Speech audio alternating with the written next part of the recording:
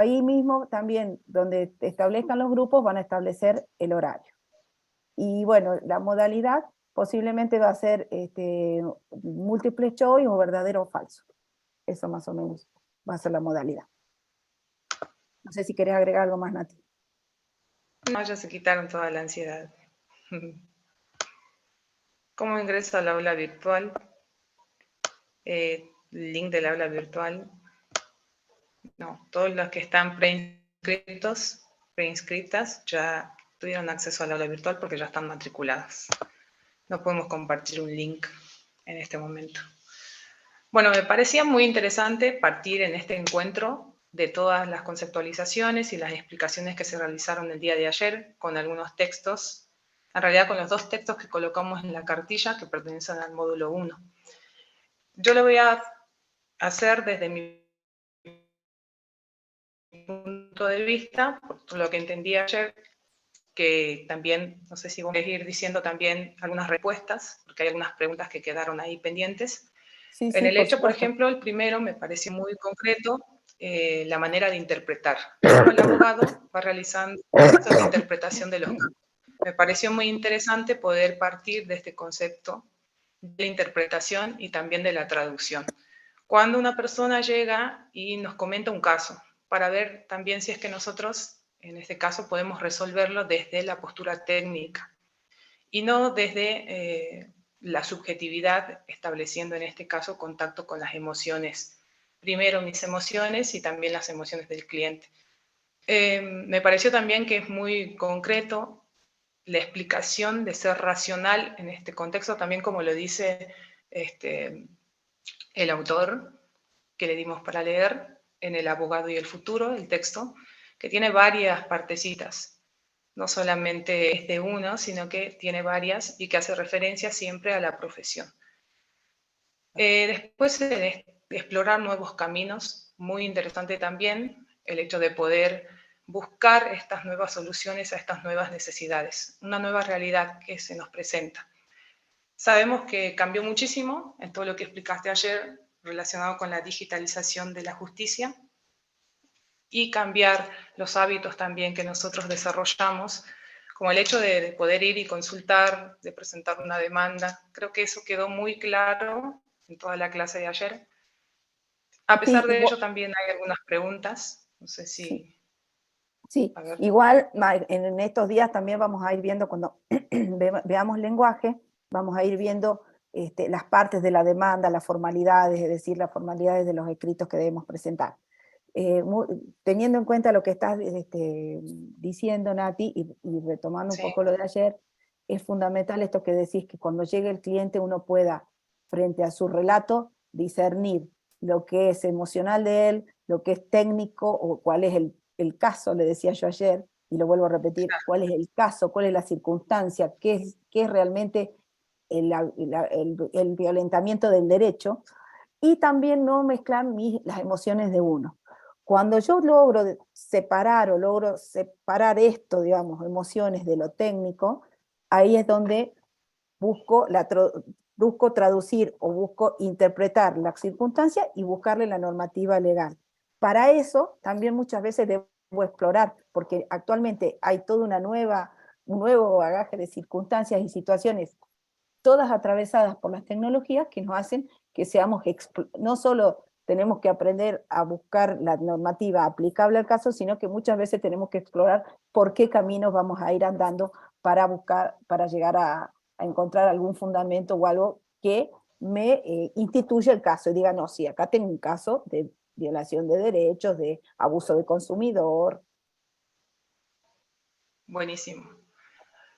Por eso mismo está esta palabra, es actualización y formación. Me parece que queda explicado en esto de las especialidades, que también había ayer una pregunta relacionada con las ramas del derecho, dónde se pueden especializar, y si, por ejemplo, en la formación de grado, que es en la carrera de grado, se realiza este tipo de formación o si hay que realizar después otro tipo de acceso, por ejemplo, a un posgrado. Ayer, cuando vos hacías referencia en la primera parte a la presentación de lo que era la carrera, pasaste, y todos lo tienen pleno acceso al plan de estudios. Y vos hablabas de 3 ejes. bueno, hay un eje que es integral y otro eje que es específico de cada materia. Vamos a tener materias que hacen al derecho civil, materias que hacen al derecho penal, materias que hacen al derecho administrativo, materias que hacen al derecho procesal, es decir, aquel proceso que tengo que utilizar o la normativa que tengo que utilizar para llegar a tener una sentencia en el derecho civil, o el proceso penal que tengo que utilizar para tener una sentencia de derecho penal, ¿sí? Entonces, Claro. ahí es donde vienen las especialidades. Y como bien lo decís, generalmente, o en la actualidad, hace un tiempo, se utiliza después de la carrera de grado, cosas que antes no se hacía, antes éramos, como decíamos, abogado todoterreno, porque hablábamos y hacíamos todo, de todo. Bueno, después esto fue cambiando y se fue especializando. Entonces, muchos ya finalizada la carrera inician un posgrado o, por ejemplo, en otras facultades existen ya los dos últimos dos o tres últimos años eh, materias que no son obligatorias, sino que uno las puede o no cursar, y a veces algunas obligatorias, porque creo que no va, y ya vas teniendo una especialización. Sos abogado especialista en derecho privado, abogado especialista en derecho penal. Y si no, vienen los posgrados como lo que estás conversando o estás diciendo. Ajá. Bueno, después la tercera parte, de la administración de la justicia, como la representación social también que tenemos nosotros de los abogados y de las abogadas dentro de la sociedad, remiten a este concepto de auxiliar de la administración de la justicia y la capacitación técnica permanente que se tiene que realizar. Esos son Perfecto. como los conceptos Sí, fundamentales, me parece, ¿no? A mi entender. sí, están pidiendo los chicos dos cosas. El que pregunta por la parte de cotelitis ya lo vamos a contestar, por eso digo, nosotros Sí, hacemos la sí, vamos de a exposición y después poquito. contestamos, y después vamos a hablar más lento, no se preocupe. Claro, vamos. Retomamos entonces, vamos, sí, pues están pidiendo que hablemos más lento.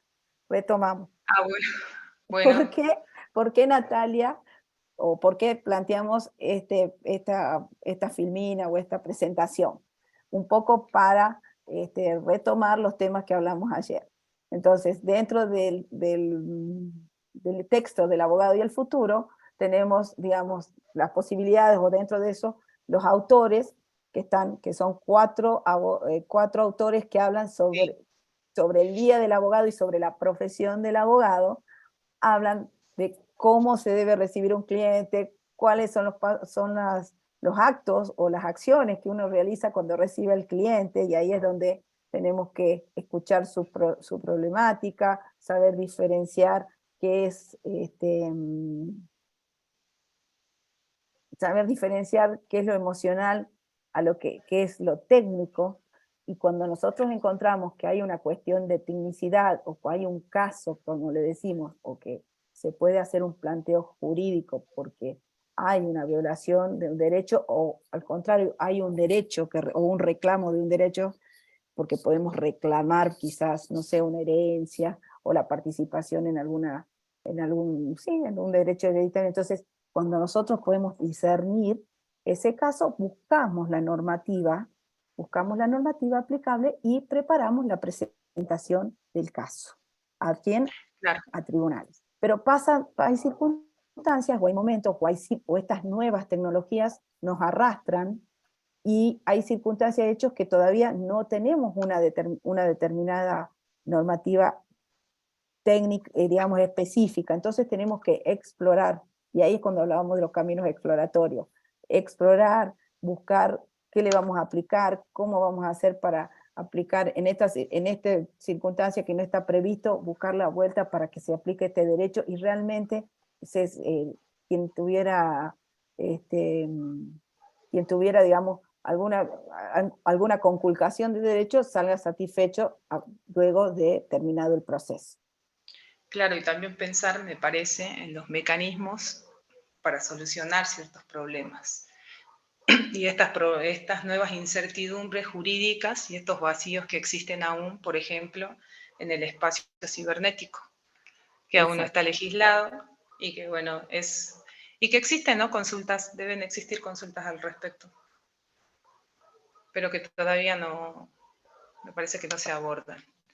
al exacto. respecto. Entonces habíamos Y colocado después, como... no, y perdón, Nati, antes que pasemos Sí, la filmina, y tengan en cuenta lo de la especialización y las ramas del derecho. Ya en las próximas clases van a estudiar que existen distintas ramas del derecho, el derecho civil, el derecho, o sea, primero el derecho privado, el derecho público, pero después existe el derecho civil, el derecho penal, el derecho comercial, el derecho administrativo. Entonces, o el propio derecho procesal, que es el estudio de aquellas normativas necesarias para efectuar o para realizar el procedimiento del litigio, o sea, para presentar el expediente y el proceso de litigio.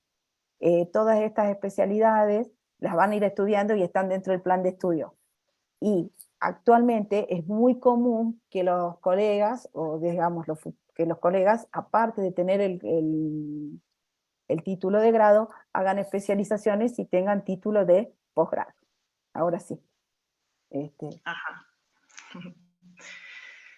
Ahí va a pasar como a mostrar estas imágenes que muestran dos planos, como un verso, un versus en realidad, ¿no? De qué es cómo era anteriormente y los nuevos desafíos que tenemos ahora. Entonces creo que eso es la representación también, ¿no? De cómo vamos a salir después que egresemos de esta carrera con el título de abogado o abogada y cómo nos van a ver también. Por eso era importante ser abogado. Por eso es el nombre que se le colocó al eje. Exacto. Y bueno, Seguimos. quería aclarar ¿Qué hay una alguna? cosita con respecto a la toga, no crean que ahora usamos toga, ni mucho menos. Ah, Eso se la toga utilizaba, sí, eso se utilizaba antes. Al principio, al especial. inicio, digamos, de los tiempos, La toga se y la... utilizaba como una cuestión distinta, como una superioridad. Pero después se hizo todo un cambio de, digamos, de interpretación, y justamente la toga y la peluca que se ponen los jueces, se ponen digamos, el tribunal se ponen los tres la misma toga, la misma peluca, y significan actualmente, digamos, todavía se usa en algunas provincias y en algunos países, se usa tanto la toga como bueno, todo ese atuendo, y es a los efectos de establecer la igualdad frente a la justicia. Bueno, son todos interpretaciones, pero hoy por hoy, ya gracias a Dios, toda esa ropa no se utiliza, y bueno, uno sí tiene algún tipo de estilo, pero bueno, tiene que ver con la ropa de uso diario. Claro, en realidad el estilo, justamente que lo mencionaste, creo que está dentro de las normas éticas. Sí, ¿Viste? exactamente. Sí.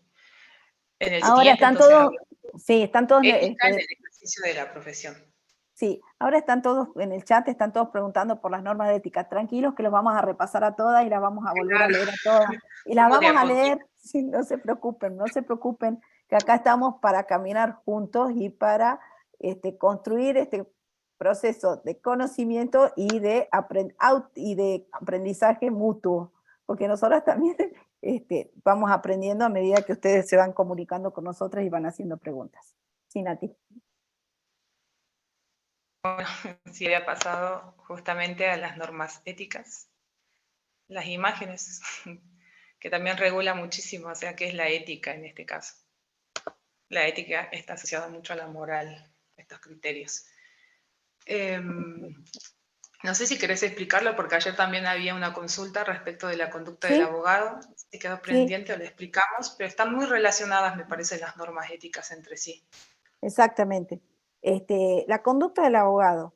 Dice, digamos, ¿qué tiene que hacer? El abogado tiene que ser probo, después más adelante tenemos la probidad, pero el abogado tiene que tener una conducta, está la probidad, tiene que tener una conducta Las, frente a su cliente, una conducta frente a los jueces, una buena conducta. Tiene que ser independiente digamos, tiene que generar independencia con sus clientes, tiene que generar independencia con el juez, no puede ir, por más que lo conozca y todo, tiene que tener un cierto respeto, un cierto reparo cuando concurre a los tribunales. Y bueno, todo eso hace a la ética, ¿no? Por eso estamos hablando de las normas de ética. Eh, Dice acá justamente, guardar celosamente su independencia hacia los clientes, hacia los poderes públicos y especialmente hacia los magistrados. Debe actuar con dignidad, no solo en el ejercicio de la profesión, sino también en su vida privada. Bueno, este código, antes que nada, Nati, este código de ética Sí. lo aplica el Tribunal de Ética. ¿Por qué hago esta aclaración? Porque una de las preguntas de ayer era, perdón, ¿qué pasa si tengo que hacer una denuncia contra un abogado?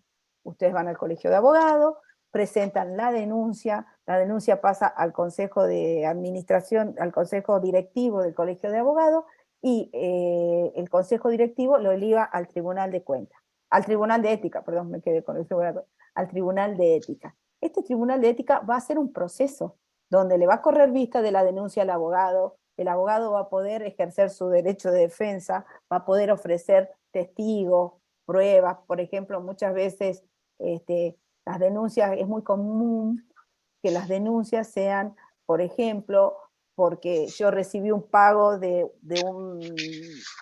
alguien que tenía que ser un pago a favor de mi cliente, y en vez de transmitírselo o de dárselo, ¿qué hice? Me lo gasté, me lo guardé, o le hice firmar 2 veces un recibo o le cobré más de lo que decía. Distintas circunstancias. Entonces, como afectado, como cliente afectado, puedo hacer la denuncia. Y luego el Tribunal de Ética le corre vista al abogado para que haga su descargo. En su descargo ofrece toda la prueba, y si hay prueba para producir, es decir, si hay testigos, porque puede haber, qué sé yo, que le pegué, que, no sé, cualquier circunstancia, bueno, yo tengo testigos, o tengo documentación, o tengo documental, la adjunto en ese momento. Después ese tribunal, que si ustedes ven en las copias que nosotros les dimos, en el material dice Colegio de Abogados, Tribunal de Ética, y dice quiénes son actualmente, que justamente asumieron este abril que hubo elecciones. Este Tribunal de Ética entonces tramita la denuncia, y puede suceder, puede suceder que la desestime porque no existían las pruebas suficientes, o que efectivamente lo sancione al abogado con una multa o con suspensión en la matrícula. Yo he tenido la oportunidad de no ser de Tribunal de Cuentas, pero de Tribunal de Ética, pero sí parte del Consejo Directivo, y nosotros hemos tenido oportunidades de suspender por 2 meses, por 30 días, por 15 días, a aquellos colegas que, bueno, que el Tribunal de Ética había decidido que se le imponga esa pena, bueno, esa sanción. Claro. La sanción la determina el Tribunal de Ética y la impone el Consejo Directivo. Así que sí existe, para los que estuvieran, sí existen, para los que tuvieran necesidad de hacerlo, un proceso en el Tribunal de Ética del Colegio de Abogados de la provincia de Jujuy.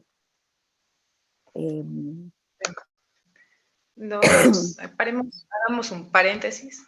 Sí. Veo muchas consultas, perdón, pero lo tengo que decir. Veo muchas consultas sobre grupos de WhatsApp, sobre cuestiones del examen, cosas operativas que ya las mencionamos muchas veces. Y Pero la vamos... explicamos ayer la modalidad, que la modalidad estaba, en este caso, para este módulo, tienen que ser preguntas relacionadas a los temas en lo posible. O algunas inquietudes que tengan, pero que sean, por favor, consultas precisas, porque los grupos de WhatsApp y todo ese tipo de consultas, nosotros no la vamos a ver, y me parece que hay preguntas muy interesantes, pero se pierden en medio de todas estas consultas que no tienen nada que ver. Eso es para todas las personas que nos están escuchando. Sí, a título de Después el material, reiteración... ya lo dijimos al principio, que también se va a subir. Es para un poco moderar, porque si no se reciben muchas consultas de cualquier otra, no sé, otro tema, y no el que estamos viendo. Estamos Exacto. tratando de ir de manera progresiva para Acá que se está muy bien. comprenda. Acá está bien una pregunta que dice, a la vez cuando tiene la sanción se puede recurrir, sí se puede recurrir, y sí creo que se recurre al contencioso administrativo, y si el contencioso administrativo la ratifica, puedes ir hasta el Superior Tribunal de Justicia. Ahora, llegado al Superior Tribunal de Justicia, si ratifica la sanción, si ratifica la sanción, bueno, habrá que cumplirla. Muchas veces el Tribunal de Ética Conatino convoca a las partes y a veces tratan de hacer un acuerdo y se finaliza digamos, una sacha mediación, con una audiencia de conciliación más que una mediación, porque no tiene la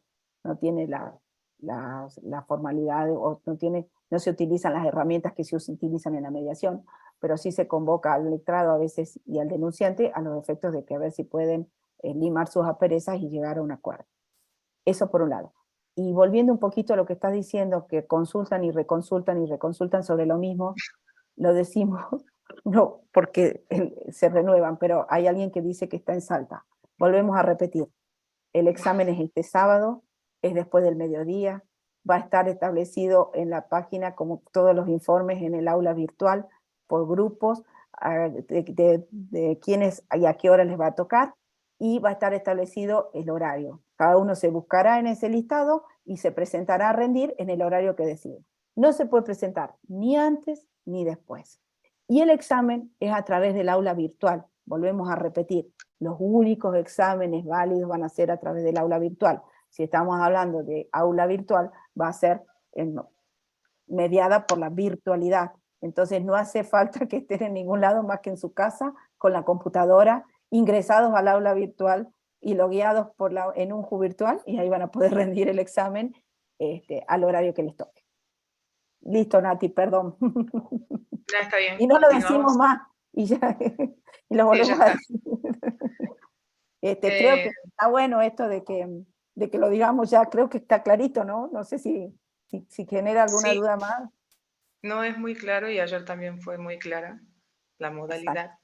No comprendo por qué siguen haciendo no sé si te parece que avancemos. Seguimos con la dignidad o el desinterés, habla de la dignidad en la vida privada. Bueno, dentro de la norma de ética, uno no solo tiene que ser digno al momento del ejercicio de la profesión, sino también en su vida privada. Pero bueno, también tenemos el artículo, la garantía constitucional que todas aquellas acciones que no ofendan a terceros son parte de la vida privada y no tienen por qué, no tienen por qué molestar a otros. Pero bueno, hay que ser digno en la vida privada. Después, cuando habla del nombramiento de la defensa en la suplencia del magistrado, ¿qué significa esto? Que ante la falta de defensa, nadie se puede quedar sin defensa en juicio, nadie, porque es una garantía constitucional, lo dice la Constitución. Entonces, se presenta una persona en tribunal sin defensa, y uno va caminando o pasa por el despacho del justo de casualidad, pasa por eso, que ahora ya no es tanto, pero antes era mucho más porque uno procuraba, iba mucho a tribunales. Entonces uno pasa por el despacho del juez y justo dice, estás presente, si tenés que venir a una audiencia porque este señor ha venido y su abogado no ha concurrido a la audiencia y necesita la defensa. Entonces es una carga pública la de asumir la defensa de alguien en juicio. Si te llama el Patrick y supongamos que no estuviera yo por el pasillo, pero recibo una notificación de un magistrado donde me dice que me tengo que comparecer tal día, tal hora, porque necesitan de mis servicios profesionales para la defensa de una persona que carece de la misma, que generalmente eso después lo va a hacer la defensoría.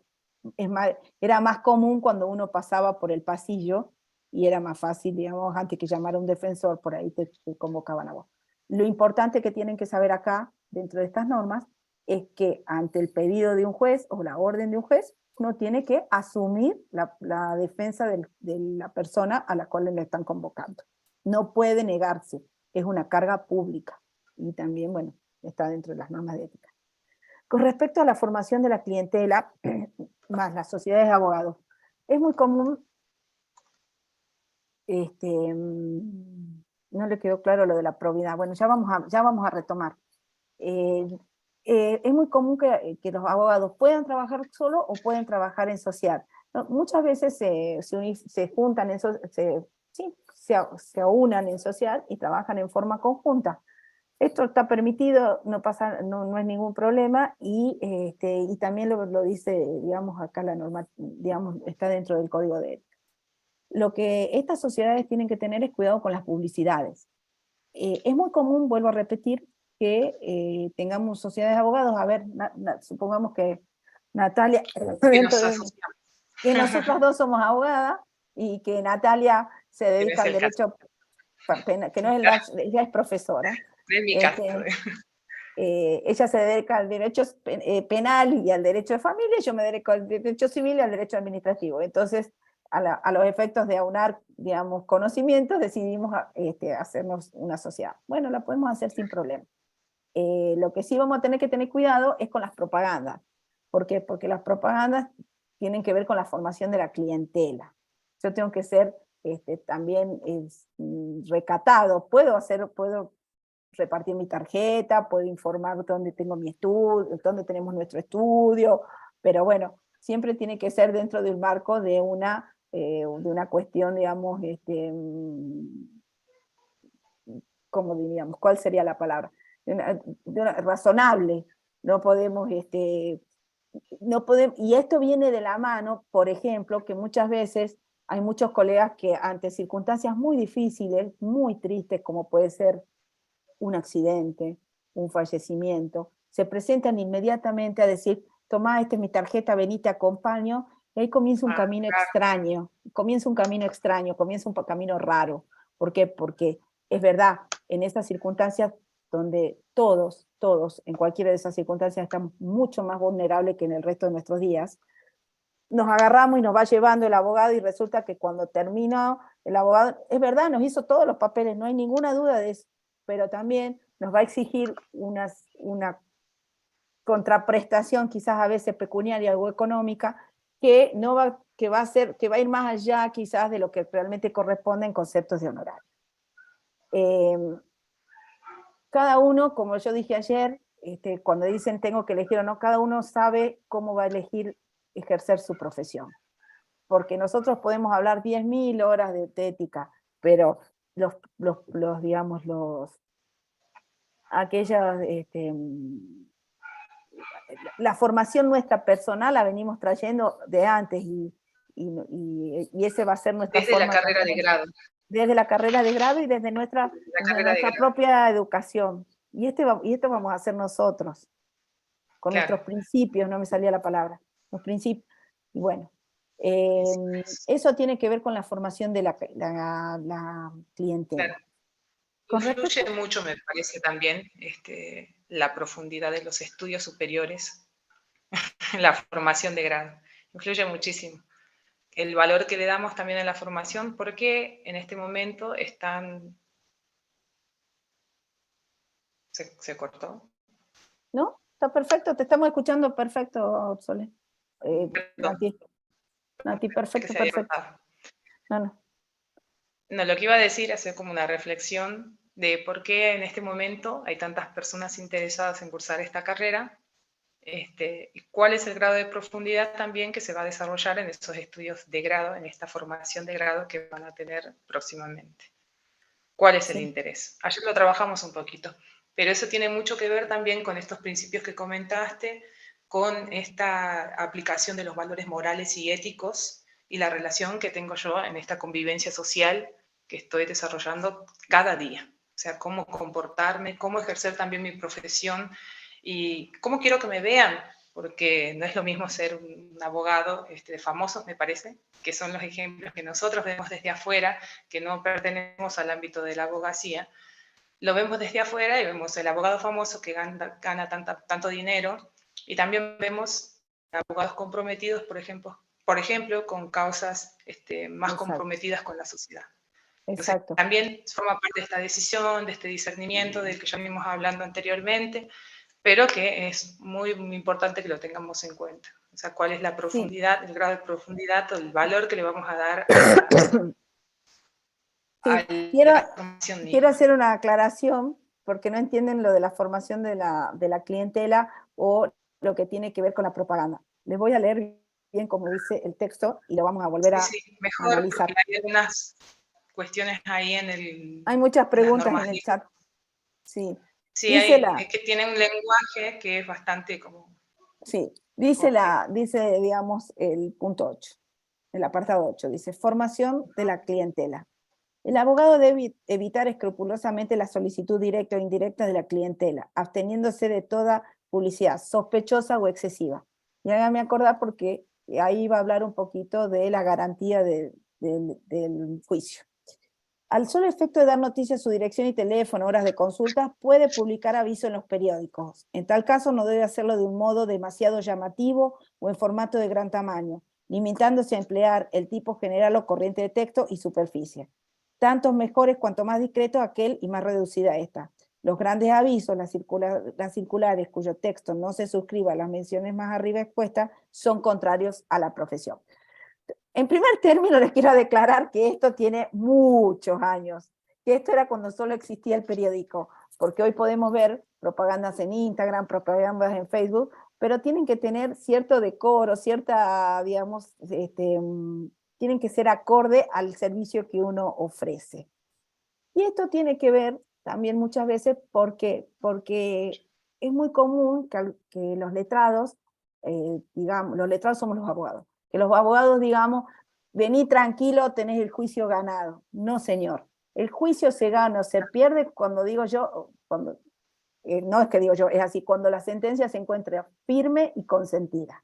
Es decir, cuando ya se vencieron los plazos para recurrirla, o llegó al superior tribunal o a la Corte Suprema de Justicia de la Nación, y la Corte ratificó aquella sentencia de primera instancia. O este superior tribunal, y yo ya no me voy a la Corte porque, bueno, la Corte no admite cualquier caso. Entonces, y eso tiene que ver con otra, tiene que ver con uno que dice, no, a ver, había uno que dice, no asegurar, con el 24, no asegurar el éxito del asunto. Claro, Yo le puedo decir al cliente, estamos bien encaminados, las pruebas nos favorecen, no vamos a tener problemas. Muchas veces esto pasa, no es lo mismo asegurar quizás o merituar una determinada cantidad de pruebas en una instancia civil que en una instancia laboral, cuando tenemos pruebas, digamos, que el trabajador no estaba debidamente registrado, que no se le hacían los aportes correspondientes, y hubo la audiencia de vista de causa, y todos los testigos dijeron que el trabajador iba a trabajar todas las mañanas, que iba de 7 a 1, pero que había días que trabajaba de 3 a 5, entonces que había horas extra, y era, digamos, común esa testimonial, todos decían lo mismo, y bueno, uno sale de la audiencia y se queda diciendo, bueno, hay del lado del abogado del trabajador, hay muchas posibilidades de que el juez meritúe toda esta prueba que yo ofrecí y haga lugar a la demanda. Por el contrario, el abogado del defensor del empleador o del demandado dirá que fíjate, porque esta testimonial, en realidad dieron por tierra lo que me habías dicho, de que no, que efectivamente no trabajaba, que solo iba una vez por mes a colaborarte en la limpieza del terreno. Entonces, o sea, habíamos dicho una cosa y después quedó demostrada otra. Bueno, ahí yo también le tengo que decir a mi cliente, ojo que está bastante complicado, pero ni uno le puede decir vas a ganar el juicio, ni el otro le puede decir, o sea, tenés muchas posibilidades de perderlo por esto, o vos tenés posibilidad de ganarlo por esto, pero nadie le puede garantizar al cliente que va a ganar un juicio. Y esto viene de la mano, y por eso lo tomo, con esto de la formación de la clientela. Si ustedes se sientan un domingo a comer asado, le van a decir, anda al fulano, que es buenísimo, que hace esto, que hace lo otro, gana todos los juicios. ¿Sí o no? Son palabras y son cuestiones que hemos escuchado millones de veces. Y vos lo conocés a veces al colega y decís, sí, los gana, pero o no los gana tanto, o sí, pero bueno, dependerá cómo uno ejerza la profesión. Entonces, después, con respecto a las incompatibilidades, en el ejercicio de la procuración, habla más que de la procuración, el ejercicio del ejercicio profesional, ¿no? Porque ahí no hay que confundir la procuración como, digamos, como procedimiento, o lo que yo hago para llevar al día el procedimiento con, digamos, con el trabajo del abogado. Y ahí establece que quien ejerce la magistratura es incompatible con el ejercicio liberal de la profesión, entendida esta como el ejercicio privado de la profesión, ¿no? Y bueno, dice que para un mejor ejercicio de la profesión, uno puede compatibilizar con docencia, pero hasta determinados horarios, puede compatibilizar con asesorías, pero durante un tiempo. Es decir, esto tiene que ver con el manejo de los tiempos. Uno tiene que ser consciente, cosa que a veces no lo es, porque toma esto, toma aquello, toma aquí, toma allá, y entonces, en ese ejercicio, en Puedes, ese, digamos, claro, puedes andar por todo, no puedes hacer. Hay que le digo, optar a veces. le digo Muchas a veces por oportunidades tenés que optar a experiencia, ver si querés ejercer la docencia o querés ejercer tu profesión como abogado. O sea, se puede hacer, lo que entiendo es que se puede realizar, pero también con esta moderación. Por eso está vinculado a esta ética y esta moral que tenemos que tener en relación a todos los cargos a los que podemos acceder o cómo podemos ejercer la profesión. está bien. Aquí hay alguien que dice, si tiene relación lo que estamos hablando con la cartilla, tiene relación Sí, con... es el material, perdón, no me río, pero el material que estamos hablando ahora Estamos está en la repasando cartilla. lo que ayer El hablamos. segundo texto. Exacto. Claro, ese es el segundo El texto último, que... exacto. O diríamos que el último texto que tiene que ver con el ejercicio con el eje Con el 1. eje número 1. ¿Sí? Sí. Ejercicio, bueno, y después, responsabilidad del abogado. El abogado tiene muchas responsabilidades. Por ejemplo, cuando recibe un caso y recibe el caso y no hace los trámites pertinentes. Cuando, por ejemplo, está en un proceso, uno tiene que, se llama mover el expediente, pero tiene que continuar, estar en constante procedimiento la causa, ¿no es cierto? O el proceso judicial. Entonces, la ley, la normativa, habla de la caducidad de la instancia, es decir, cuando yo durante un año o durante 6 meses no hago ninguna presentación en el expediente, puede provocarse que ese expediente se considera abandonado y se considera abandonado la causa. En esas circunstancias también me genera una responsabilidad como profesional. Y después, muchas veces uno, en defensa de su propio cliente o por distintas circunstancias, va obstaculizando el trámite. ¿Qué quiere decir obstaculizar el trámite? Significa que cada una de las veces, digamos, que el juez me resuelve algo o que me dicta un decreto, yo lo observo, lo litigo, le meto un recurso, le meto otro recurso. Entonces voy dilatando el proceso y nunca llego a la finalización. Muchas veces, cuando existen este tipo de accionar por parte del letrado, el propio juez lo sanciona, le llama la atención.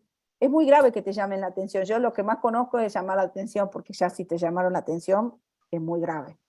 Porque ese llamado de atención que te hace este juez queda también registrado en el Superior Tribunal de Justicia y en el Colegio de Abogados, en el Tribunal de Ética. Entonces, guarda bueno, a mí, guarda digamos, con que te llamen la atención, hay que evitarlo por todos los caminos, evitar que te llamen, Sí, que tener una sanción por parte del juez hacia vos. claro. Pasamos a la siguiente. A ver, dice, chico, ¿cómo es esto que si ejerzo la abogacía en mi domicilio y trabajo para el Estado, no puedo trabajar en ambos lugares? No, estábamos hablando de los tiempos que necesitamos para tomar varios trabajos. Uno tiene que ser consciente al momento de solicitar, de tomar varios trabajos y tener, digamos, varios trabajos significa el ejercicio de la profesión, la docencia, el asesoramiento, la participación, no sé, por ejemplo, en instituciones intermedias, todo esto que me va llevando tiempo. Entonces dice, tengan cuidado, manejen bien. ¿Qué nos dice este código de ética? Tengan cuidado, manejen bien los tiempos a los fines de que ustedes puedan ejercer en forma tranquila la profesión y hacer la procuración que fuera necesario, es decir, hacer la continuación de todos los trámites que tengan a su cargo. Claro. ¿Ahora está un poquito más claro? Sí, para mí sí, está muy claro. Bueno. Dice que se refiere a la incompatibilidad. La única incompatibilidad tiene que ver con ejercer la profesión y ser funcionario judicial o juez. Esa es la única incompatibilidad. Después yo puedo ser asesor del Estado, formar parte del equipo de la Fiscalía de Estado, puedo trabajar en cualquier ministerio, puedo trabajar en cualquier municipalidad, puedo ser asesora de la universidad, puedo ser asesora de la facultad, puedo trabajar todo que tenga que son compatibles con el ejercicio liberal de la profesión, con el llevar expedientes en tribunales, con llevar causas a tribunales. Sí, Nati. Seguimos. Sí. ¿Alguna te parece? ¿Sigo? El secreto profesional. Si querés tomar algunas, igual no hay problema, ¿no? O sea. No, porque justo preguntaban del secreto profesional. El secreto Bueno, profesional mejor. está en el punto sí. Ya la lealtad ya no lo voy a hablar porque ya la hablamos, y voy a hablar del secreto profesional, de la extinción y de no asegurar, ese ya también, y del abandono del patrocinio. El secreto profesional dice, el secreto profesional constituye a la vez un deber y un derecho del abogado. Es hacia los clientes, es decir, frente a mi cliente, un deber de cuyo cumplimiento ni ellos mismos pueden eximirse. Y es un derecho del abogado hacia los jueces, pues no podrían escuchar expresiones confidenciales si supiese que podía ser obligado a revelarlas. Llamado a declarar un testigo, debe el letrado concurrir a la citación, pero en la audiencia y procediendo con absoluta independencia de criterio, negarse a contestar aquellas preguntas cuyas respuestas sean susceptibles a su juicio de violar el secreto profesional. Acá habla de 3 circunstancias. Yo tengo el deber del secreto profesional, es decir, lo que me cuenta el cliente, tengo el deber de callármelo. Y también tengo el deber de callármelo frente a terceros, pero también tengo el derecho a callármelo frente al juez. Si el juez viene y pretende que yo viole ese secreto profesional, tengo el derecho a callármelo. Y puede ser, y que me pasó, que en circunstancias quizás donde, por ejemplo, mi cliente estaba demandado y yo soy su apoderada, me llamaron para atestiguar. Ya van a estudiar ustedes en procesal que el testigo debe decir la verdad, solo de la verdad de lo que sabe y conoce. No puede inventar y solo puede hablar sobre las cosas que pudo percibir por sus ojos, por sus oídos, por sus sentidos. No me salía la palabra. Bueno, supongamos que me llaman a mí de testigo.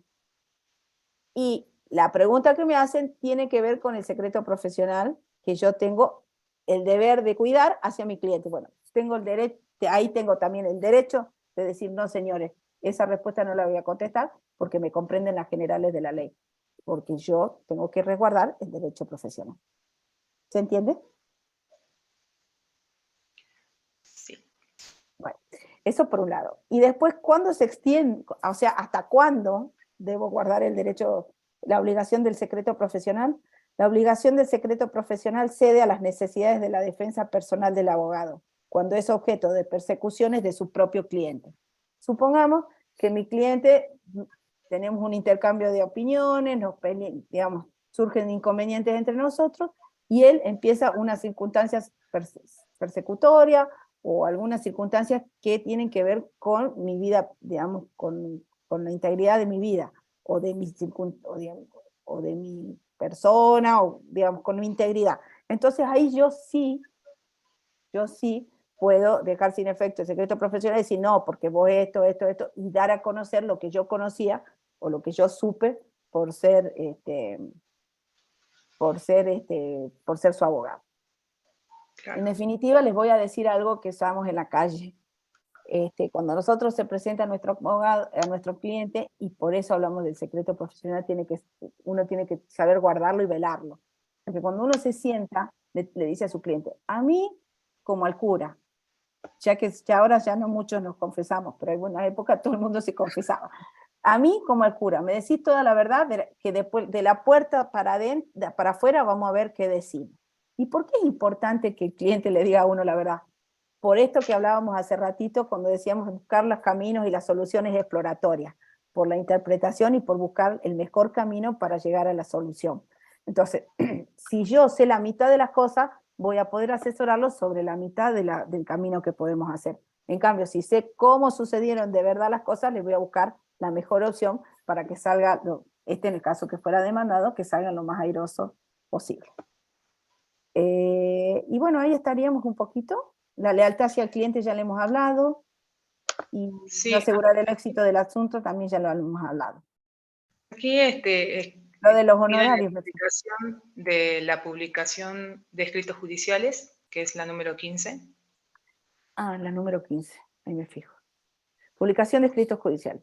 Salvo causa justificada, el abogado debe evitar toda publicación de escritos judiciales antes de haber recaído sentencia ejecutoria en el pleito relativo, absteniéndose en absoluto de discutir en periódico los asuntos pendientes de resolución. Habla de los periódicos, pero hoy por hoy tenemos todas las redes y todo un montón de otras cosas de publicidad. ¿Qué significa? Que yo no puedo salir, inclusive, por ejemplo, si estaba pensando si mañana le muestro escritos, yo tengo que borrar quiénes son mis clientes, cómo es la causa y todo, porque se encuentran en trámite esas causas.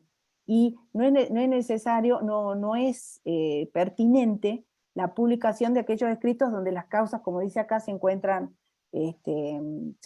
pendientes de resolución. Muchas veces pasa, y más a veces cuando tenemos algunos colegas que mediatizan las circunstancias o mediatizan los casos, comienzan a plantear, yo presenté esto, dije lo otro, y bueno, son distintas formas, digamos, de ejercer la profesión, pero el código de ética no lo permite, así que si hubiera, por ejemplo, alguien que le hiciera una denuncia, tendría que ir al Tribunal de Ética a responder de por qué lo hizo así, por qué lo hizo así, por qué lo publicó, por qué no lo publicó, por qué dio las declaraciones o hizo las declaraciones públicas que hizo, cuando no correspondía.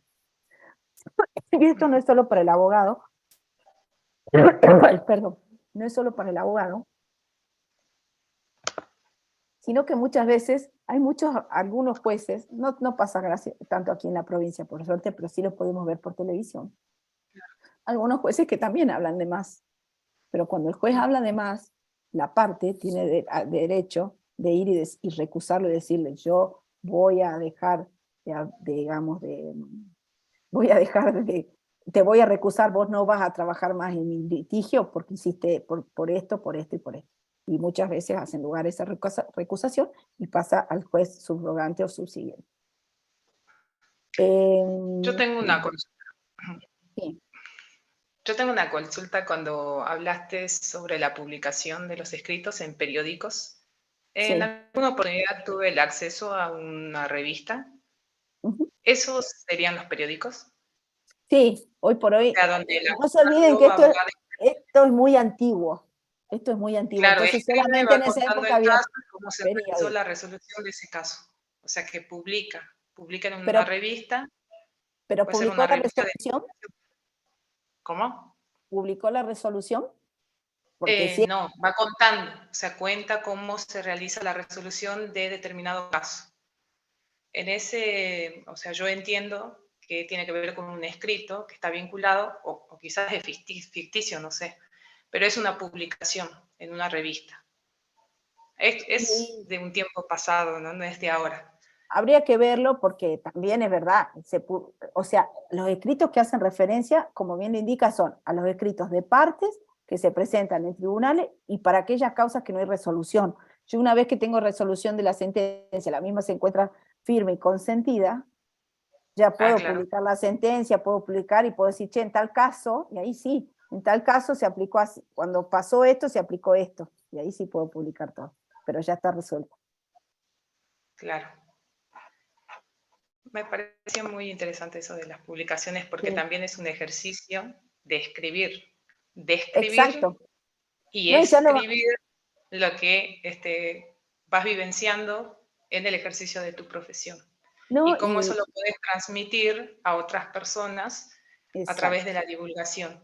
O sea, Y para eso, que una persona como yo entienda, eh, que no estoy vinculada al ámbito ni al ejercicio de la abogacía, para que yo pueda entender de qué se trata y cómo se realizó la intervención de ese caso, por ejemplo.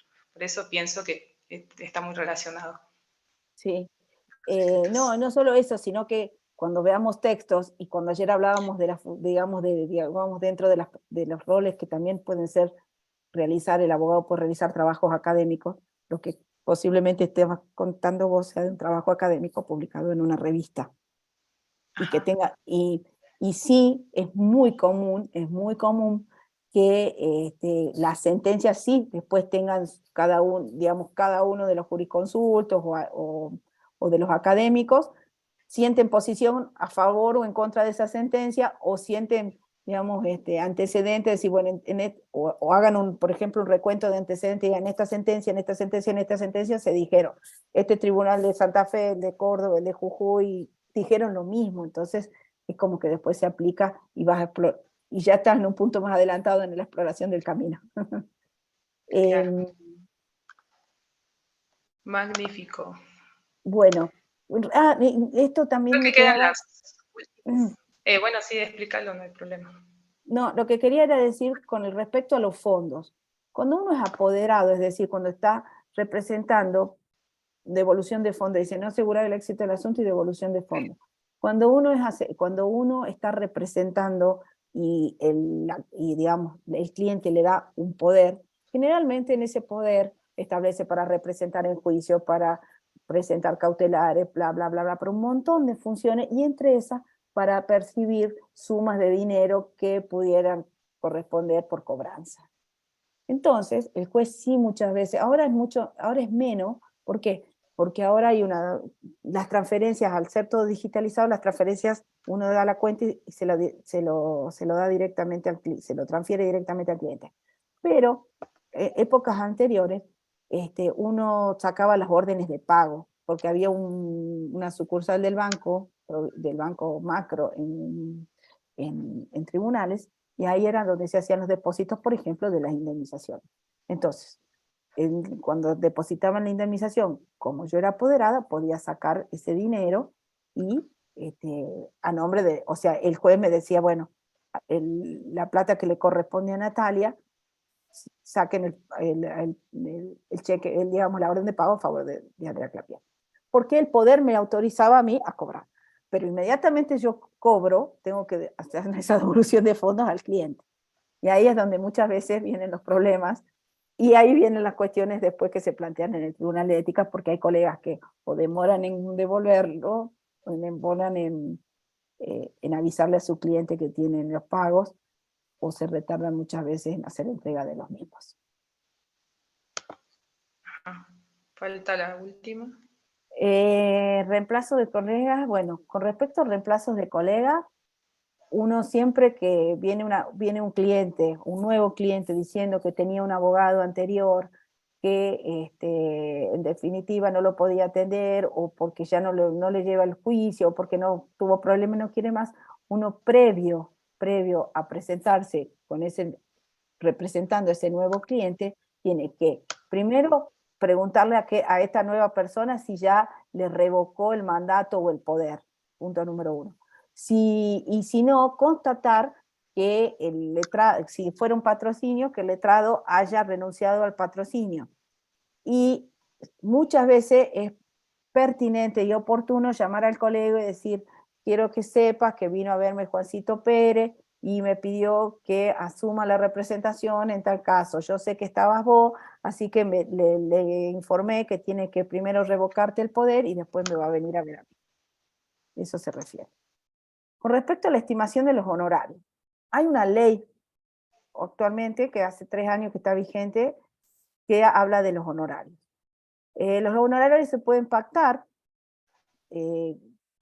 Ahora hay un uso, digamos, hay una medida de valor que no me acuerdo si es un quinto, que tiene relación que va aumentando constantemente y en relación con el salario mínimo vital y móvil. Y bueno, cuando no acuerda los honorarios y los establece el juez, se utiliza esa ley. Y también, normalmente el Colegio de Abogados, para asesoramiento o para cuestiones extrajudiciales, saca digamos, una sugerencia de cuáles son los honorarios a cobrar. También acá, lo estaba leyendo, yo no sabía, permite, digamos, está permitido o aconseja que los honorarios que se establezcan puedan ser pagados en 4 partes, al momento de la presentación de la primera presentación, durante el proceso y finalizado. Cualquiera sea la cobranza y el establecimiento de los honorarios que combinemos ahora, más allá de lo que sale en sentencia, nosotros ya los convinimos. Pero bueno, esos son tratos que uno hace con los clientes. Sí es importante tener en cuenta, como dice acá, que los trabajos deben ser retribuidos. Pero bueno, uno no se tiene ni que ir por las nubes, ni cobrar un precio vil o un precio bajo. Uno tiene que, bueno, tiene que valorar el trabajo profesional. Para valorarlo está la ley y están las sugerencias del Colegio de Abogados. La base de apreciación depende, digamos, la regulación judicial normalmente dependerá el monto del juicio o dependerá el valor de los bienes en el derecho sucesorio, distintas circunstancias, digamos. Siempre, acá dice, cuando cambio de abogado tengo que pagarle, sí, siempre el trabajo profesional se remunera, como cualquier trabajo, digamos, digamos.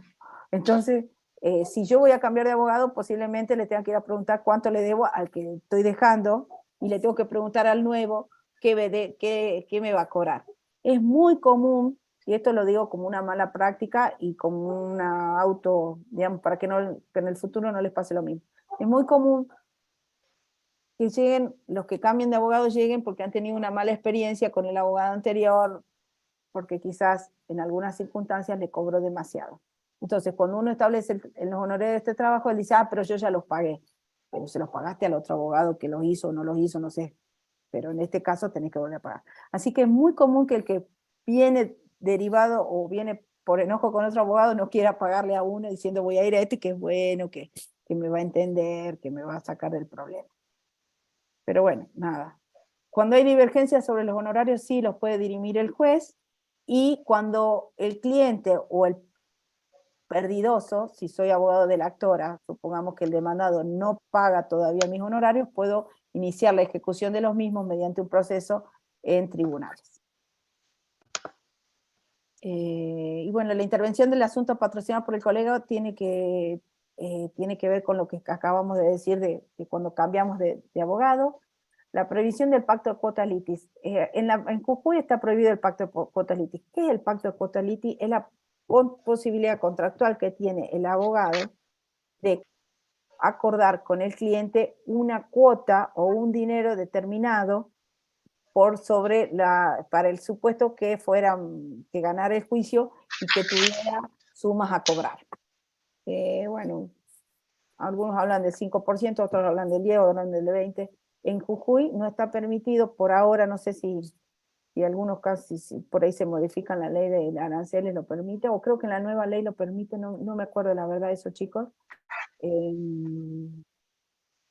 Y si uno firma un pacto de quota litis, tiene que presentarlo en el expediente, o sea que el juez debe conocer que existe ese pacto, que en la práctica no se presenta, y bueno, y se respeta.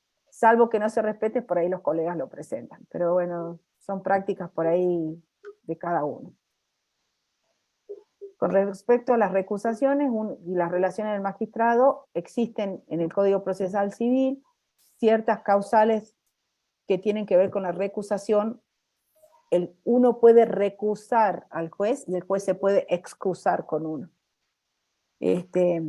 Así que bueno, dependerá, digamos, cuál será el motivo que tengo que utilizar, digamos, las causales que dice el Código de Procedimiento para recusar o no al juez. Influencia sobre el juez es totalmente prohibida. Ejercicio de la profesión, relaciones con del abogado con sus colegas, ya lo hemos hablado. Jueces y abogados de conductas censurables, y bueno, eso depende de cada uno. Y intervención en el asunto patrocinado por un colega tiene que ver con esto que les decía, que uno tiene que ser respetuoso con el colega anterior. Nati, no sé si querés agregar algo más. No, me parece que quedó muy claro. Hay algunas consultas, no sé si las querés responder. Sí, vamos por ahora. ¿No quedó claro lo de la cuota litis? ¿No quedó claro que el pacto de quota litis? El pacto es un contrato. Para mí quedó claro, pero... Bueno, el pacto de Costa Liti es un contrato. En principio estaba prohibido en la provincia. No recuerdo en este momento si creo que la nueva ley, esta 6.600 de regulación de honorarios, lo permite.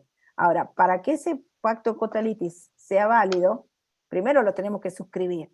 Y seguramente debe ser obligatorio presentarlo en el expediente. Yo presento la demanda y presento el pacto de Costa Liti, para que el juez sepa que para el supuesto de que hubiera sumas a favor de mi cliente, yo tengo derecho a la participación en un porcentaje.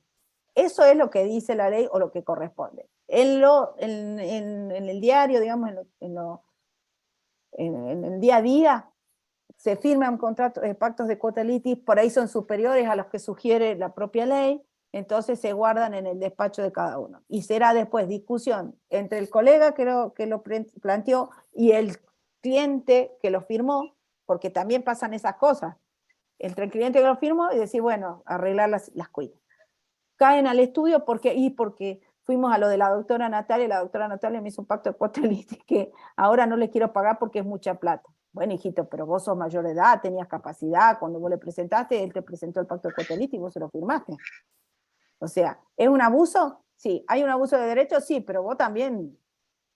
Bueno, y muchas veces plantean, volviendo digamos, al pedido de soluciones, muchas veces plantean, y pasa también, ¿no? No siempre. Esta es para algunas circunstancias. Otras circunstancias pasan que ante la necesidad del cliente, esto que lo digo quizás en un accidente o quizás frente a una situación de fallecimiento de alguien, de un ser querido, en esta de que hagamos todo, por favor, quiero justicia, firmamos pactos de Costa Liti y que sí se pueden plantear los abusos de derecho.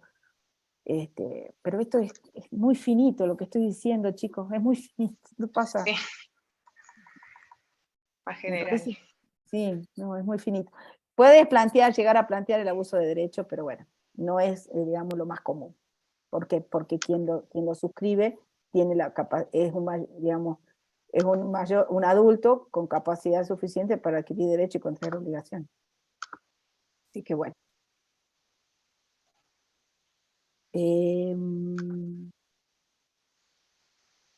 La extinción del pacto Costa Liti no tiene caducidad. Sí, sí, a mí también. Así que bueno, estaríamos dando por cerrado entonces el eje 1, ¿te parecen a ti? Así es. Y ya largaríamos con el eje 2 hasta donde sí. podamos avanzar. Hasta donde lleguemos. Sí, señor. No sé si vos querías agregar algo más de todo este PowerPoint que hemos estado, de este Generali que estuvimos. No. ¿No? Bueno. No. No, porque creo que quedó bastante claro todo el material. Lo explicaste bastante bien, así que me parece que quedó muy claro. Desde tu práctica y desde tu ejercicio de la profesión quedó bastante claro. Sí, por ahí me paso de vuelta y hablo de cosas muy, no sé qué ha pasado con el Zoom. Ahí está. Quizás hablo de casuística muy chiquitita, muy finita, y bueno, no es esta la instancia o el momento para charlar cosas tan casuísticas, digamos, ¿no? Claro. Pero bueno, ahí volvemos.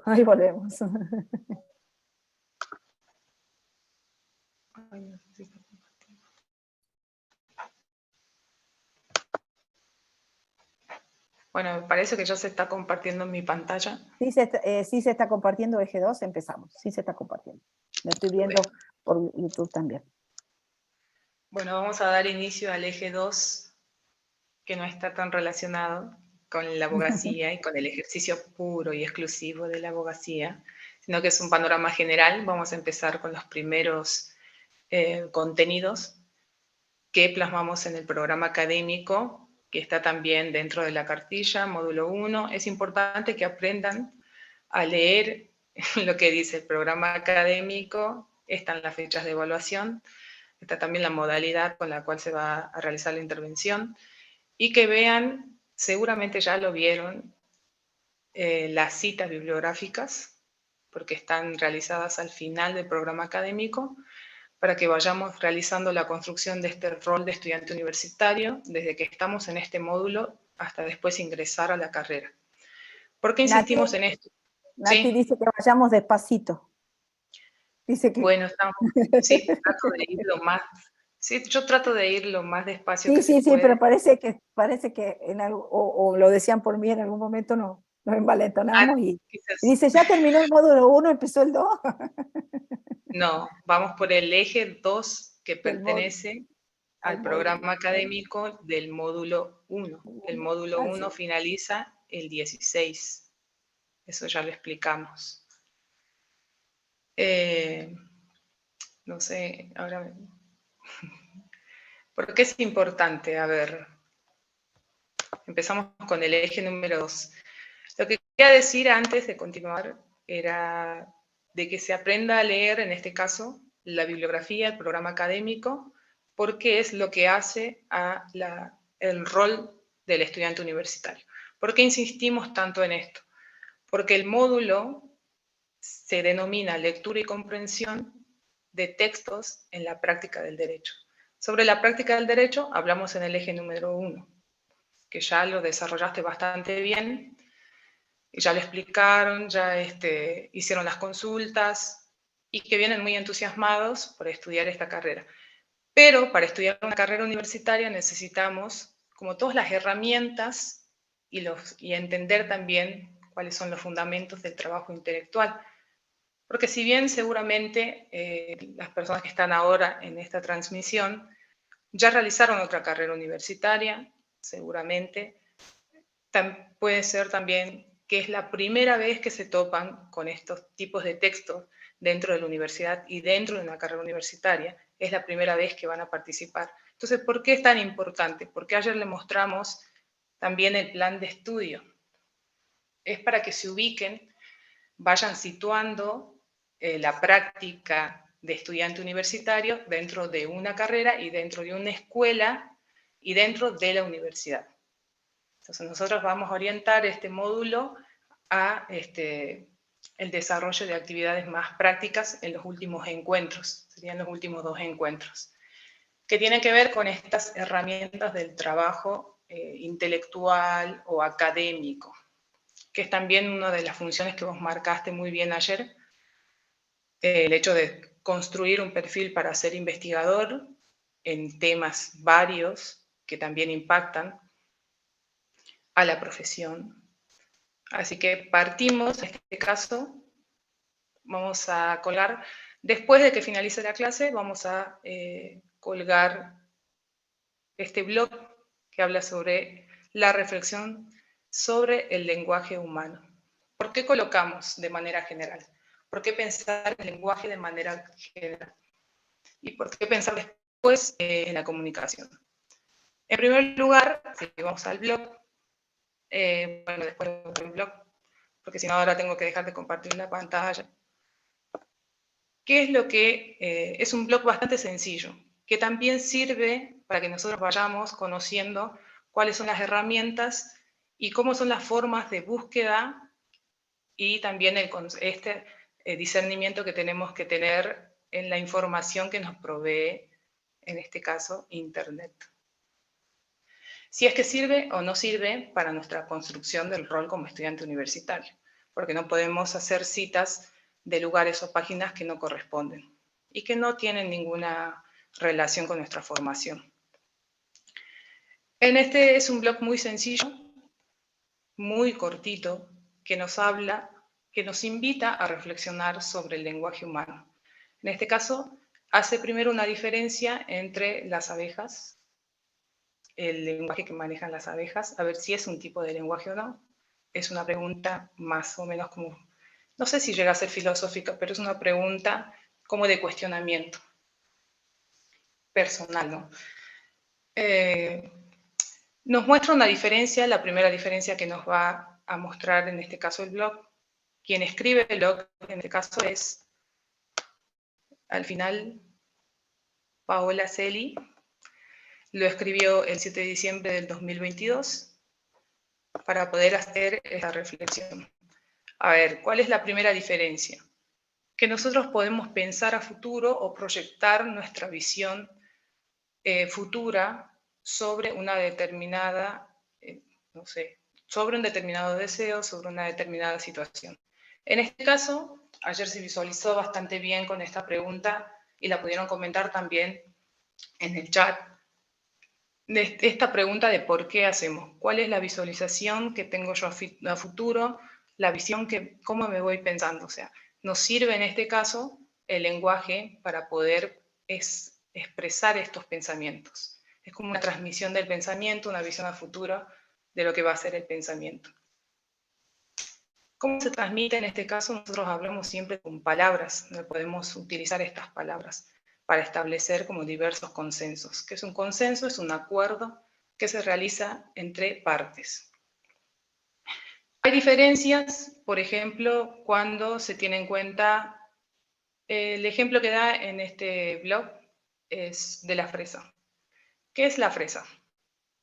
En algún contexto cultural, la fresa es una fruta y toda la definición que se da alrededor de esa fruta. Y en otros casos, como en zonas de Latinoamérica, tiene que ver con una persona, un joven de determinada edad, adolescente joven, que se viste de determinada manera o recurre a determinado estilo de vestimenta. Entonces, esa es otra de las diferencias fundamentales entre el lenguaje humano y el lenguaje, esta explicación que va dando el blog. Y la autora, en este caso, sobre la diferencia entre el lenguaje que manejan los humanos y de los animales. Que se comparte en este caso el mismo signo lingüístico. ¿Pero por qué es tan importante? Porque el hombre, en esta convivencia social, para buscar y crear estos consensos, lo que hace es pensar en un otro. O sea, nosotros siempre es lo que diferencia, ¿no? La ausencia del yo, dice ahí claramente. La ausencia del yo permite reflexionar sobre la existencia de otra persona. Siempre un otro que va a ir modificando también mi forma de pensar y mi forma de comunicar. Necesito inevitablemente estar con otra persona porque no puedo hablar solo. Es un ser social. En definitiva, esta ausencia del yo es lo que nos permite la apertura al diálogo. Este diálogo que se realiza entre dos personas y que a la vez nos va a llevar a establecer contacto con este lenguaje, que el lenguaje es como la actividad céntrica de todo ser humano. En definitiva, entonces, partimos de estas preguntas. ¿Qué es el lenguaje? ¿El lenguaje es una facultad? ¿Es una habilidad? ¿O es acaso el pensamiento mismo?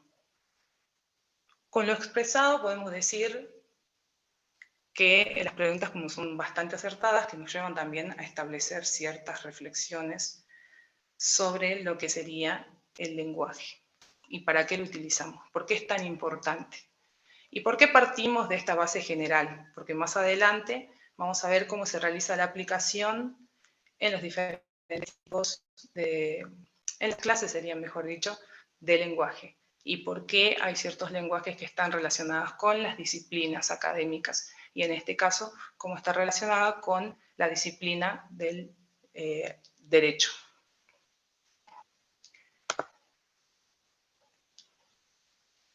Es importante que tengamos en cuenta la historia de la comunicación. Voy a proyectar un video.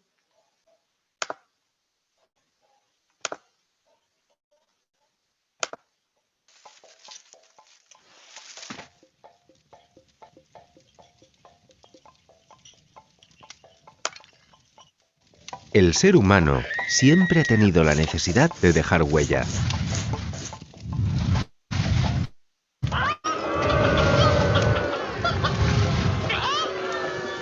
Pero no todo el mundo tiene una historia que contar, ni sabe cómo hacerlo.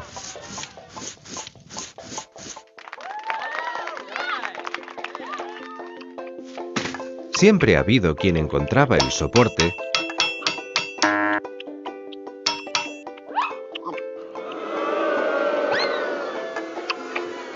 y quien sabía estructurar el discurso y plasmarlo de manera efectiva.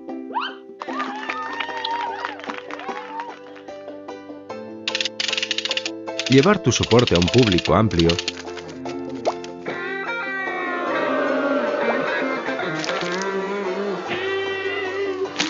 no sirve de nada si no tienes un buen contenido.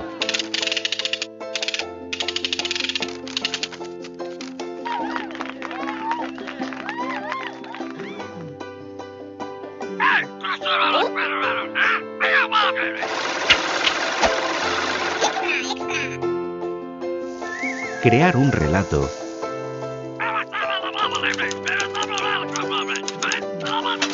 siempre ha necesitado especialistas.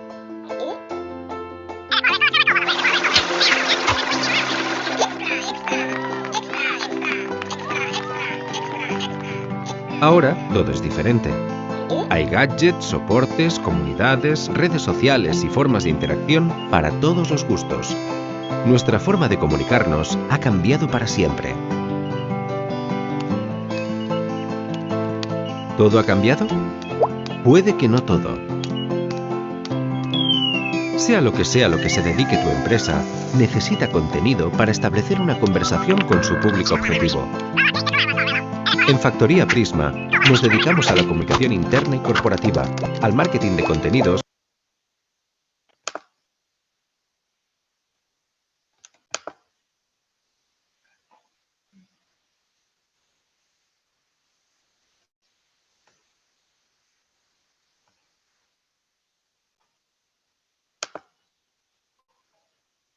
Bueno, el video que le llama la atención que vimos.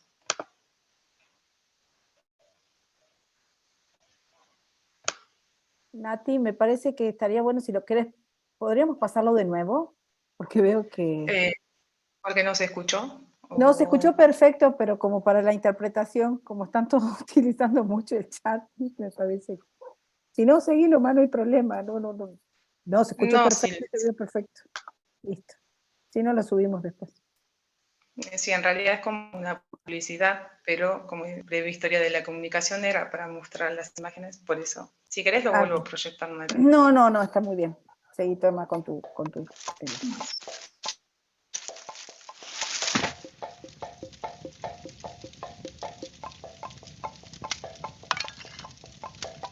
El ser humano siempre ha tenido la necesidad de dejar huella.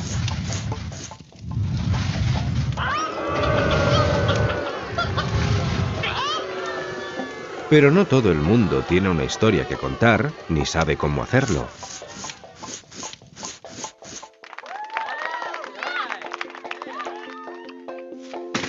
Siempre ha habido quien encontraba el soporte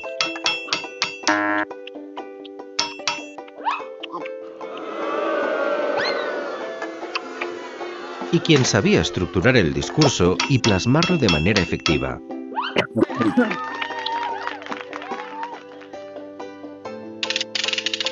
Llevar tu soporte a un público amplio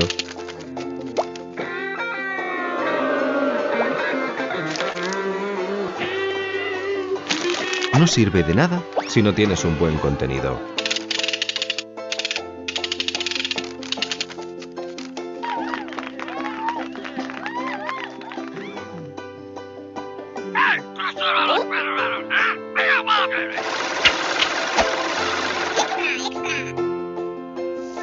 Crear un relato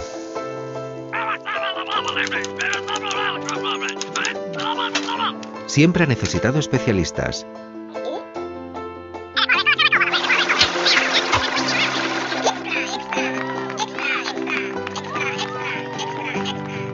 Ahora todo es diferente. Hay gadgets, soportes, comunidades, redes sociales y formas de interacción para todos los gustos. Nuestra forma de comunicarnos ha cambiado para siempre. ¿Todo ha cambiado? Puede que no todo. Sea lo que se dedique tu empresa, necesita contenido para establecer una conversación con su público objetivo. En Factoría Prisma nos dedicamos a la comunicación interna y corporativa, al marketing de contenidos y la estrategia y gestión en social media. Lo mismo que hacían nuestros antecesores, pero con más formatos disponibles. Diferente, pero lo mismo. Contenido de calidad.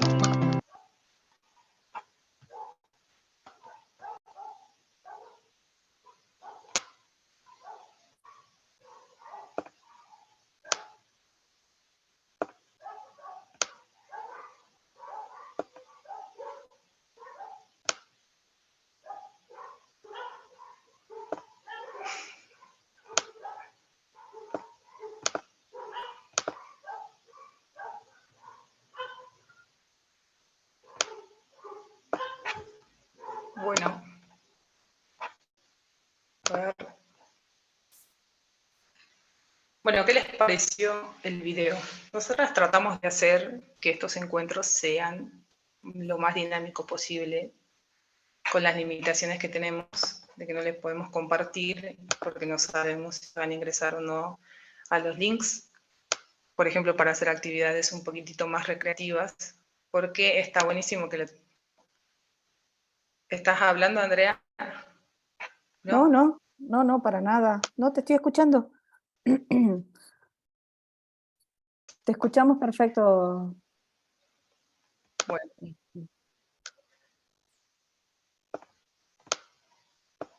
Muy bien. A ver, voy a ir leyendo algunos comentarios. Hay de todos en los comentarios. Antes que nada, le voy a aclarar.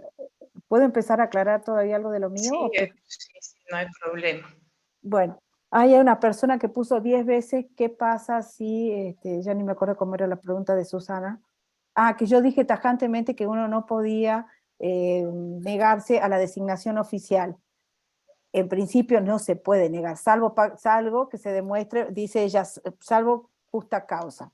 Primero, tendríamos que preguntarle a Susana, ¿sabes justa causa? Justa causa significa tener una explicación real y verdadera por la cual yo no voy a asumir esa representación. No es que yo lo diga tajante, no tengo que aceptar. Por supuesto que sí. Si tengo que defender a alguien con el cual tengo una justa causa para no hacerlo, porque, no sé, fue mi cliente, o no sé, o tuve algunas circunstancias que no fueron buenas, y esa causa es suficientemente justificativa para que el juez la considere, porque no es que yo le presento la justa causa y listo, yo presento el motivo por el cual no voy a asumir esa defensa. Y el juez puede aceptar mi justa causa, aceptarle y decir sí, es una justa causa, o decir no, venga y asuma la representación. Estaba hablando en general, por eso digo, por ahí nos vamos en la casuística y nos perdemos en circunstancias de que, digamos, perdemos el hecho. El hilo es, lo que yo quise decir, y quizás no quedó claro para Susana, es que cuando el juez te llama, y lo dice también, digamos, dentro de las normas de ética, cuando el juez te llama para que hagas una defensa de oficio, tenés que aceptarla sí o sí, salvo que tengas una justa causa, y ahí sí vas a tener que demostrar al juez por qué no la aceptas. Pero en principio la aceptas siempre y haces en general el trabajo. Así que eso con respecto a los temas. Sí, ahora sí, no sé si querés contestar lo tuyo y después voy a decir algo más con respecto a la modalidad en la que estamos trabajando. Al final me parece que podríamos hacerlo. Porque quedo muy ansiosa. Sí, vamos de a poquito. Vamos de a poco, porque es la introducción. En el programa académico está el texto, me parece que todavía no lo subí, que es un texto muy claro. Se lo voy a subir al aula virtual para que puedan ver de dónde estamos hablando, desde qué lugar estamos hablando y por qué es tan importante tener en cuenta esta visión general para después incorporarnos recién en ese nuevo contenido del lenguaje jurídico. Partimos entonces, después de haber visto este video que muestra un poquito la historia de la comunicación, que es imposible no comunicarse. ¿Por qué no es imposible no comunicarse? Es como un principio, es una ley. Porque existen distintos tipos de comunicación. En este caso, nosotros hicimos la reflexión inicial sobre la existencia del lenguaje, lo que se comparte con el lenguaje, y que forma parte en este caso de las palabras, que es la comunicación verbal que utilizamos. Que ayer se habló muchísimo en relación a las defensas de los casos y de la transmisión de los relatos también, cómo se va contando las experiencias y cómo se va contando esto de a ver si un caso es viable o no, si se puede resolver o no, contar una situación. En ese contexto, si lo quieren colocar así como un ejemplo, hablamos de una situación comunicativa que muchas veces, dentro de experiencias que vemos, que son casos públicos, por lo general audiencias públicas que se transmiten, o las sentencias me parece también que se transmiten por los noticieros, que nosotros podemos ver distintas formas de comunicación no verbal. Eso es a través de los gestos, las miradas, las expresiones y hasta el propio... Y sí, y cuando... La presentación que tenemos sobre los acusados. ¿Cómo? Exacto.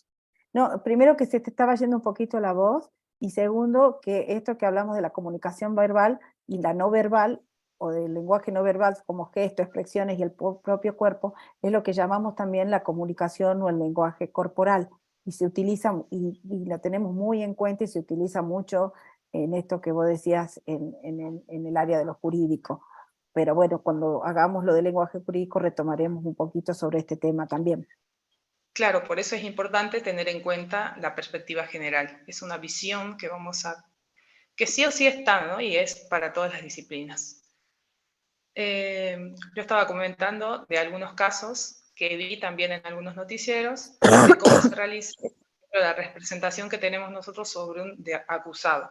Y cuando está declarando, por ejemplo, como que a nosotros nos indigna, ¿no? Cierta situación, cierta pose o cierto gesto que hace. Y eso, ¿cómo se comunica ante un juez, por ejemplo? ¿Cómo lo toma? Y en En este general, caso puede el juez interpretar o porque tiene que remitirse, en este caso me parece, a la normativa, sería la ley. no solo Pero la a lo que normativa de la vamos, ley, sino al decoro también, ¿no? Y al respeto. Puede, claro, puede hasta llamarle la atención por su falta de respeto hacia digamos, hacia el Poder Judicial, hacia la justicia. Pero muchas veces hay que tener en cuenta que no solamente a veces van acusados o a veces van, digamos, la comunicación no verbal tiene que ver también, por ejemplo, en el caso de los testigos. El juez y las partes y los abogados que intervienen tienen que darse cuenta cuando el testigo está diciendo la verdad, cuando miente, cuando se mueve para un lado, se mueve para el otro. Todas esas cosas también son apreciadas con todos los sentidos en el momento de la audiencia de vista de causa por los que participan en la misma. claro que sí. En este caso, el punto central tendría que ser la comunicación, la diferencia. ¿Cuál es la comunicación verbal? Es aquella que nosotros realizamos a través de las palabras, a través de un código común, y la comunicación no verbal, que depende muchas veces del contexto cultural, de los aspectos culturales que nos rigen. Creo que una imagen que está relacionada con esta cultura es también una imagen que seguramente la vamos a recordar, porque nosotros la realizamos también en nuestro país. Yo no la utilizo, pero seguramente la vi muchas veces. En este caso, como el mismo gesto, si vamos a cuestiones que tienen que ver con la corporalidad y el lenguaje gestual que se expresa, el mismo gesto tiene tres significados distintos. Para la cultura de Italia del Sur es un gesto obsceno. Para la cultura anglosajona, el significado que se le otorga es muy bien, de acuerdo. Y para la cultura del sur de Francia, cero, está mal, no vale nada. O sea, ¿cómo va cambiando, en este caso, los gestos, los signos, de acuerdo al aspecto cultural? ¿Y A la cultura. cómo consideran que lo consideramos a ese gesto nosotros aquí? Eso Porque, sería muy interesante, a ver si a ver, responden. ¿cómo consideran? Porque yo voy a dar mi opinión. Yo soy mucho más grande que todos ustedes, incluida la profe Nati. Y había un humorista de niños que se llamaba Carlito Balay, que decía, tengo un gestito de idea, y decía, Ah, sí, sí. Era como el gestito de idea de Carlitos Balá. A mí eso me representa, en lo personal, a Carlitos Balá. A ver, alguien que vaya, digamos, que en el chat vaya diciendo qué le representa a cada uno, ¿no? ¿No te parecen a ti?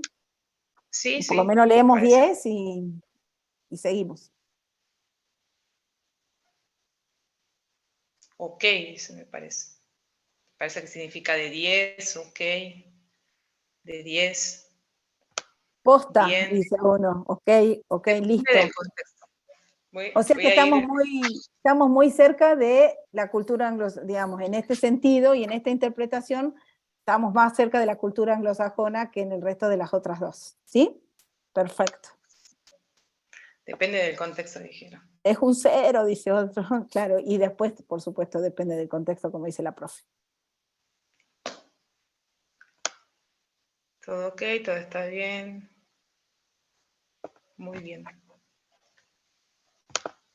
Muy bien, muy interesante.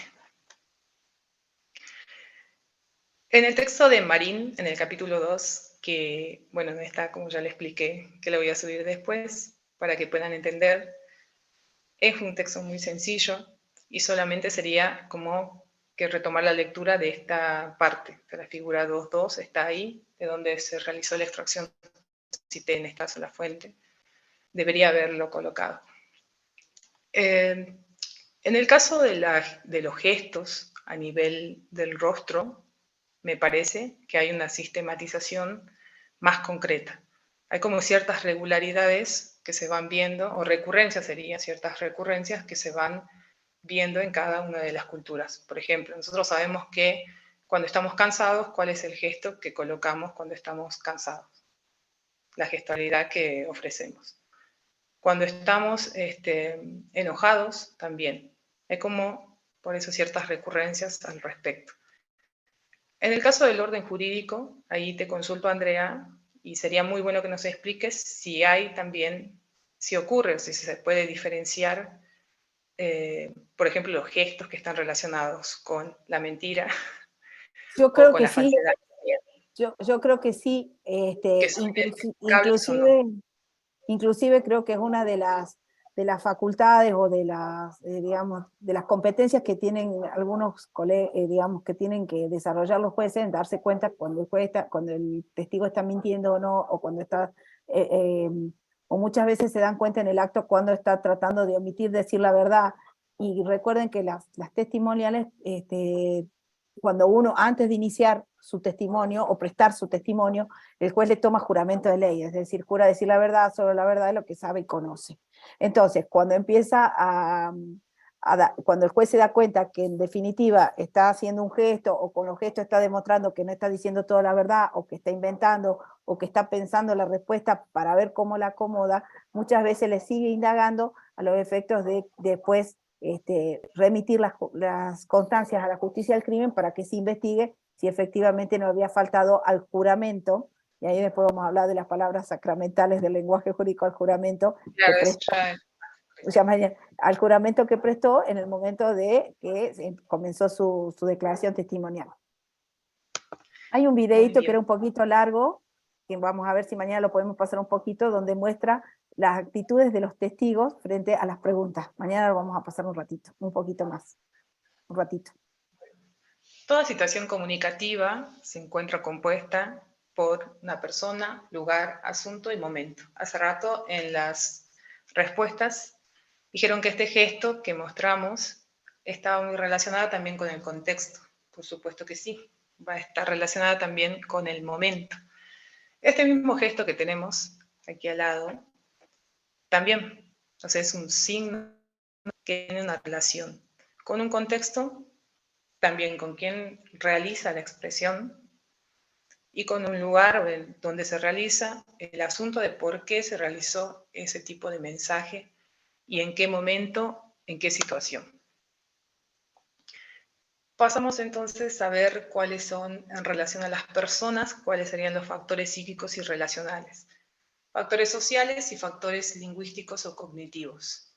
Cuando hablamos, ejemplifica a partir de una comunicación, por ejemplo, cuando vamos a realizar un examen, cuando nos vamos a formar para rendir una materia, ¿Cómo haces preguntas o cómo compartís esa situación con tu colega, con tu par, en este caso, con otro estudiante?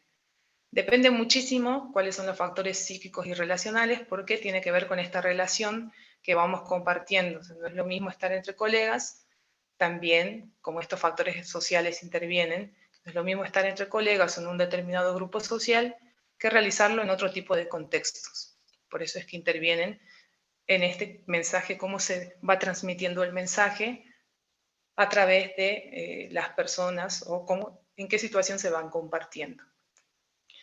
Hablamos también de los factores lingüísticos y cognitivos, que tiene que ver mucho con el conocimiento que se tiene sobre el mundo, por ejemplo, o las cuestiones ideológicas. Cómo se comparten ciertas características o una reunión, por ejemplo, en el grupo o en la profesión misma. ¿Cuáles son los conocimientos que se van a tener en cuenta o cómo se va a impartir, en este caso, para solucionar o para transmitir esa situación que quiero comunicar, por ejemplo? Partimos entonces a los factores situacionales, el lugar y el momento. De cómo se realiza la comunicación en este caso, teniendo en cuenta este factor importante que es el lugar, el momento, depende de la situación, que es un factor situacional. Depende del contexto en el que nos ubicamos. Por ejemplo, si estoy realizando un examen, como es el ejemplo que va a dar ahí la autora, ¿en qué situación se va a dar? ¿En qué momento se va a dar? En este caso, en el ámbito universitario. ¿Sí? Depende también mucha conceptualización en relación al ruido, o sea, de qué es lo que vamos a ver nosotros o entender por este ruido que interviene en la comunicación. Por lo general, se hace hincapié en este ruido al hablar dentro de la comunicación oral relacionado con la audición defectuosa, con las condiciones acústicas, con la mala pronunciación también, o con las diferencias que pueden existir al transmitir cierto conocimiento, por ejemplo. La comunicación escrita, creo que son dos factores importantes, o en realidad dos características, oral y escrito, que lo vamos a tener en cuenta muchísimo en este desarrollo del módulo, porque lado, la escritura, que es donde vamos a llegar a fortalecer y donde tenemos que fortalecer todos nuestros conocimientos al respecto, para que podamos tener esta construcción del rol del estudiante que ya mencioné varias veces. En este caso de la comunicación escrita, ¿qué es lo que significa para nosotros un ruido? Podrían ser omisiones o podrían ser también dibujos confusos de grafemas, entre otros. ¿Qué significa esto? Que puedo realizar una escritura que no se puede entender, que otra persona no lo puede entender. Por lo general se conciben en este caso como ciertos como ruidos.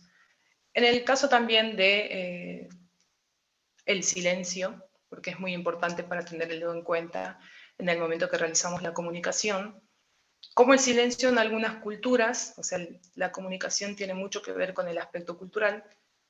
En algunas culturas el silencio tiene que ver con este dicho de el que calla otorga, que seguramente lo escucharon, o en otros lugares tiene otro significado. Iba a ser después referencia a eso desde el punto de vista legal.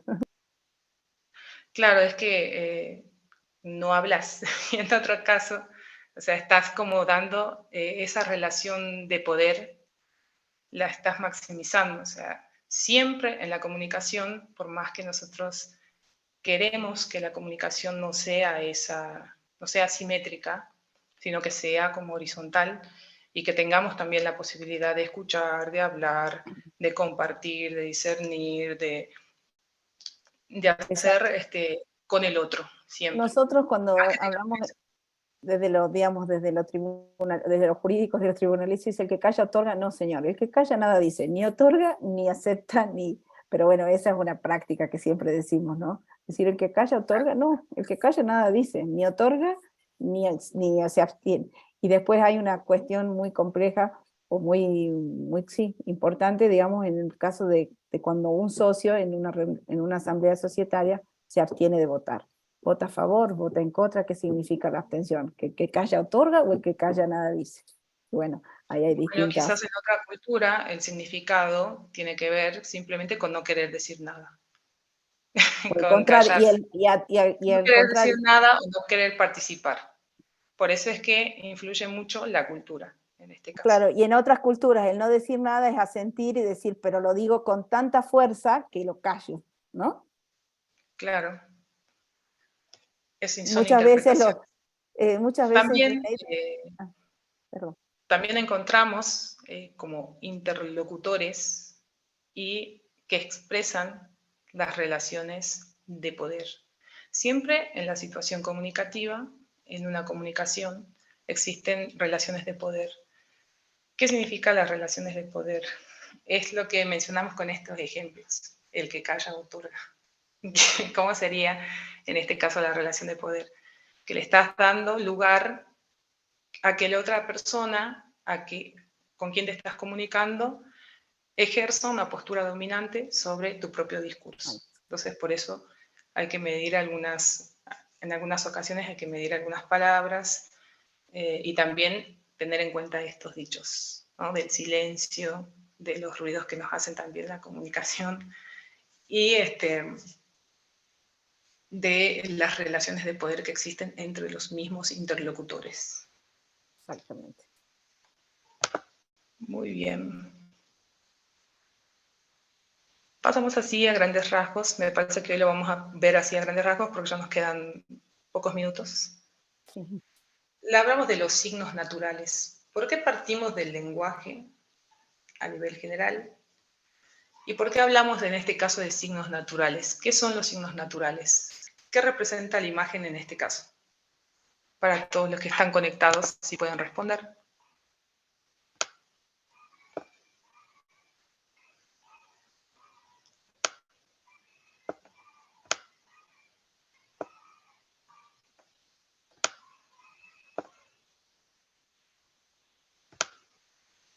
Hasta ahora no hay ninguna respuesta. A ver qué importante. Bueno, parece que no hay ninguna respuesta. Por lo que estoy pensando a tu pregunta, si quieres repetirla, porque me parece que siguen enganchados en otros temas y... Claro, la imagen, ¿qué es lo que representa la imagen? Ahí empezó, fuego, llama, fuego, fuego, humo, una llama, llama, llama, llama, fuego, arde, peligro, la luz. Ay, mira qué Arde, interesante. peligro, La todos luz. sinónimos de incendio. Entonces, ¿qué es un signo natural? Aquellos que tienen una relación causal con el objeto que representan. Como en este caso, el humo hace referencia a un incendio. Todas las palabras que dijeron están relacionadas. Entonces, eso sería en este caso un signo natural que lo podremos volver a explicar mañana. También depende, en este caso, los signos convencionales van a depender también de esta cuestión de la significación que le otorga, en este caso, la comunidad lingüística, que somos nosotros. Los signos convencionales, ¿qué significa en este caso? A ver, la imagen que está proyectada.